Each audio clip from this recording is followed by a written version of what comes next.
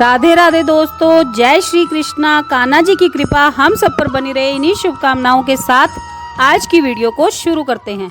दोस्तों, आप सबका हमारे YouTube चैनल भक्ति में आस्था पर हार्दिक स्वागत है। आज की इस वीडियो में हम आपको भाद्रपद अमावस्या, जिसे पिठोरी अमावस्या भी कहा जाता है, की सारी जानकारी देंगे और साथ ही साथ इस अमावस्या की धार्मिक कथा भी आपको सुनाएंगे। आप सबसे रिक्वेस्ट है कि वीडियो को पूरा और ध्यान से सुनिएगा। चलिए वीडियो को शुरू करते हैं।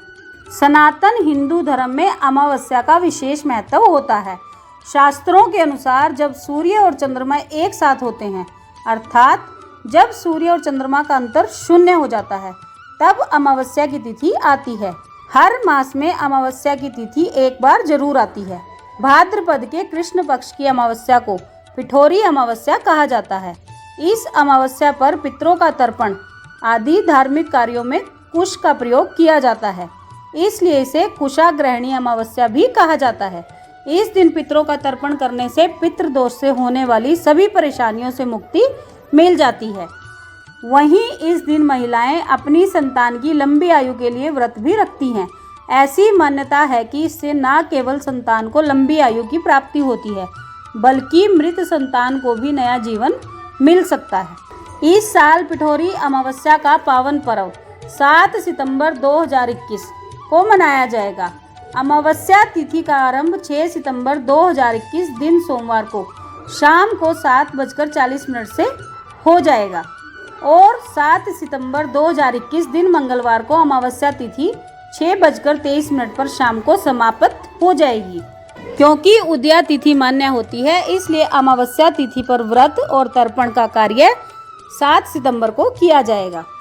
पिठोरी अमावस्या का महत्व। भाद्रपद की अमावस्या सभी अमावस्या तिथि में सर्वश्रेष्ठ मानी जाती है। अमावस्या की यह तिथि भगवान श्री कृष्ण को समर्पित है। इस दिन पितरों का तर्पण करने से पितृदोष से होने वाली सभी परेशानियां खत्म हो जाती हैं तथा सुख शांति की प्राप्ति होती है। उत्तर भारत में यह पर्व पिठोरी अमावस्या के रूप में मनाया जाता है, जबकि दक्षिण भारत में इसे पोलाला अमावस्या कहा जाता है। पौराणिक मान्यताओं के अनुसार इस दिन व्रत रखने और माँ दुर्गा की पूजा अर्चना करने से संतान को न सिर्फ लंबी आयु प्राप्त होती है, बल्कि उसे एक नया जीवन भी मिल जाता है। पिठोरी अमावस्या व्रत का महत्व और इसके बारे में सबसे पहले माता पार्वती ने स्वर्गलोक के राजा इंद्र की पत्नी को बताया था। माँ पार्वती ने इस व्रत का महत्व बताते हुए कहा था कि इस दिन व्रत रखने से बच्चों के जीवन में खुशहाली आती है और उन्हें लंबी आयु की प्राप्ति होती है। पिठोरी अमावस्या की धार्मिक कथा इस प्रकार है। पिठोरी अमावस्या को लेकर एक धार्मिक कथा काफी प्रचलित है। कहा जाता है कि एक परिवार में 7 भाई थे। सभी का विवाह हो चुका था और उनके छोटे छोटे बच्चे भी थे।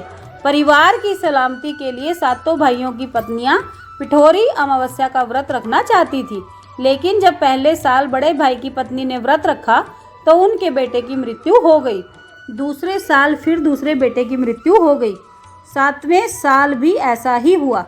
तब बड़े भाई की पत्नी ने अपने बेटे का शव कहीं छिपा दिया। उस समय गांव की कुल देवी माँ पोलेरम्मा गांव के लोगों की रक्षा के लिए पहरा दे रही थी। उन्होंने दुखी माँ को देखकर वजह जानना चाहा।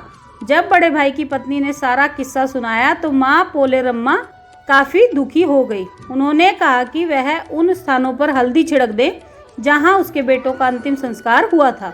दुखी माँ ने ऐसा ही किया। जब वह घर लौटी तो 7 पुत्र को जीवित देख उसकी खुशी का ठिकाना ना था। तभी से दक्षिण भारत में भाद्रपद में कृष्ण पक्ष की अमावस्या को पोलेरम्मा अमावस्या के रूप में मनाया जाने लगा है।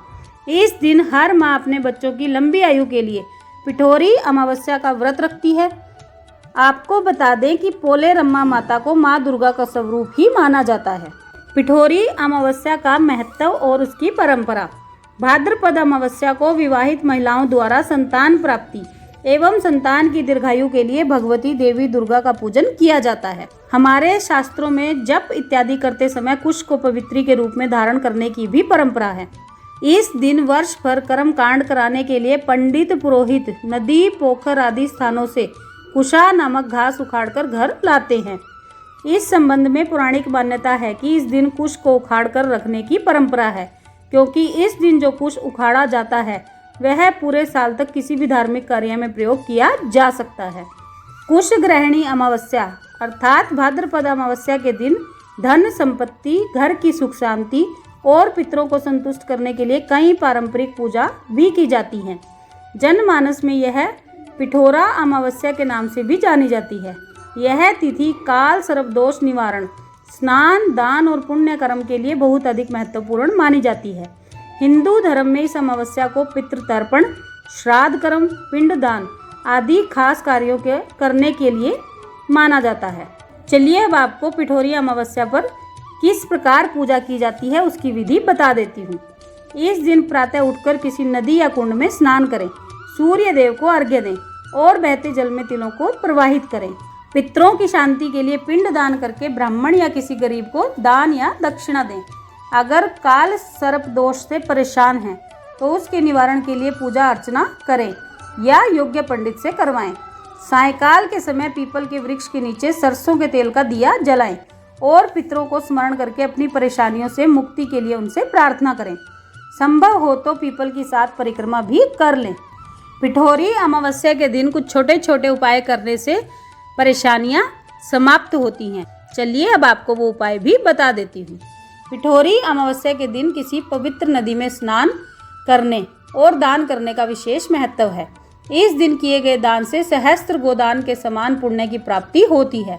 पिठोरी अमावस्या के दिन चींटियों को चीनी मिला आटा खिलाने से जीवन में किए गए पाप कर्मों से मुक्ति मिलती है और सबके जीवन की परेशानियां दूर होती हैं। पिठोरी अमावस्या के दिन पीपल के पेड़ का पूजन करने से स्वास्थ्य में लाभ होता है।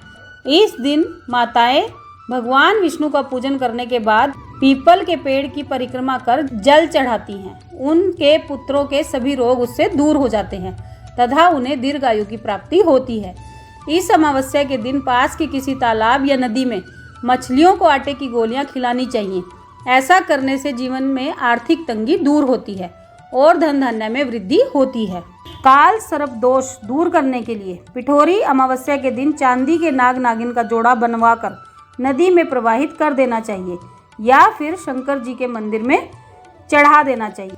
पिठोरी अमावस्या के दिन तुलसी का पूजन करके और उसकी परिक्रमा करनी चाहिए। ऐसा करने से रोग दोष से मुक्ति मिलती है तथा धन की वृद्धि होती है।